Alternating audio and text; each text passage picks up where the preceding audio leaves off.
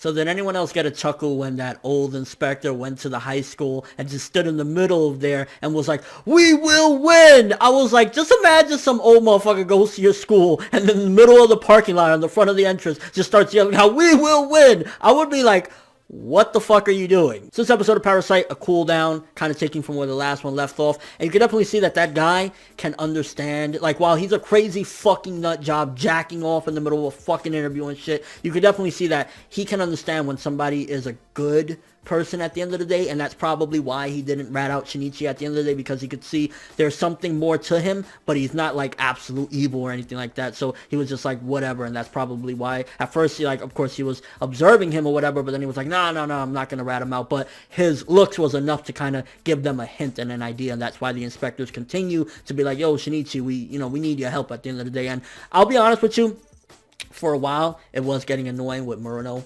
It was like, shut up.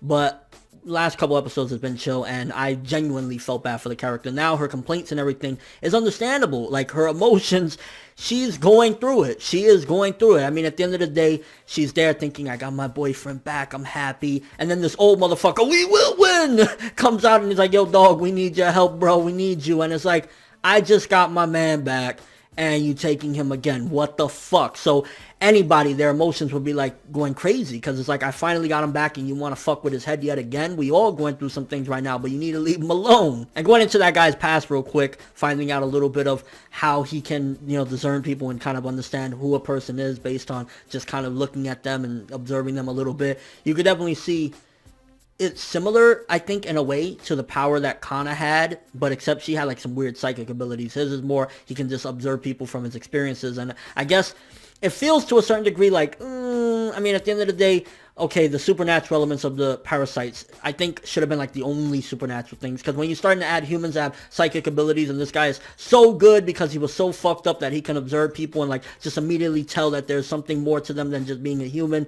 kind of feels a little bit like, but at the end of the day, I get it, what they were trying to go with it. It just feels a little bit like, I like when there's a supernatural element, like take, for example, a series like Future Diary. The supernatural element was the diaries themselves and the gods and stuff like that. When you start adding extra things and all of a sudden people have superpowers or things like that to the actual normalcy, it kind of fluctuates the credibility of like, this is supposed to be the normal side, what the fuck is going on? Like, the humans are supposed to be here, the parasites are here, and that's the struggle. So when you start adding in extra random things like that, it just kind of messes a little bit with the dynamics of it. But still, nonetheless, it wasn't like it was bad. It's just kind of like less, Kana type of abilities, I feel, would be overall better for just believing in the humans and, how weak they feel compared to the parasites. And to be honest with you, the main point of this episode was definitely set up. I mean, we have this stink that they're going to try to use so that they can ultimately, start taking out the parasites one at a time. So we have a major setup for that. And it felt in a way like it was kind of fast-paced towards the end. It was like, and good fast-paced, not too fast or anything like that, because it was like 1 minute we're doing something, next minute, bam, the operation is going, we're ready to go, we're going to start taking out some parasites. So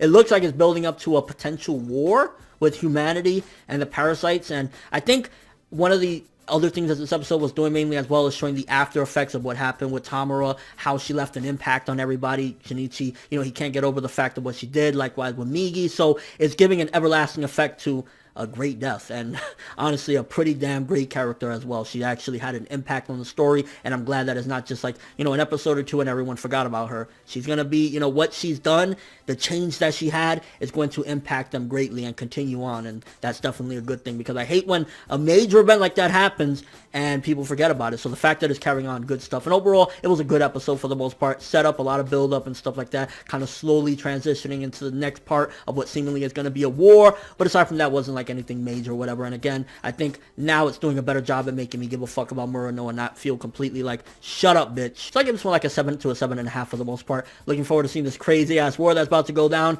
I'm imagining that once that first parasite gets sniped and people realize that they're going after the parasites is going to go ape shit and it's going to get crazy, and probably, I'm guessing within the next episode or so, Shinichi's going to have to reveal himself to save everybody. He's going to have to go in there with Migi and start cutting shit up, and there's going to be the decisive point where Migi's going to have to decide, am I going to help the humans or yeah? Let me know what you thought of this episode. How did you feel about what's going on? Do you feel as though, like, when the humans have, like, these extra powers, like, oh, I can sense this, or oh, I can observe people and find out that they're monsters, that it feels a little bit like, kind of damaging towards like, oh, the humans are weak, and then all of a sudden they have these weird powers. Also, how do you feel about this operation? Do you think that this war is going to be crazy? And do you foresee with the next couple episodes the agents and whatnot finding out that Shinichi is more than just a human? And your overall thoughts, but that's all I have for this review. Thanks for watching. Hope you enjoyed. If you liked anything I had to say or enjoyed the video, drop me a like. I'd greatly appreciate it. And if you haven't subscribed, if you could do so as well, that'd be amazing. I'm ForneverWorld, and as always, people, have an awesome day.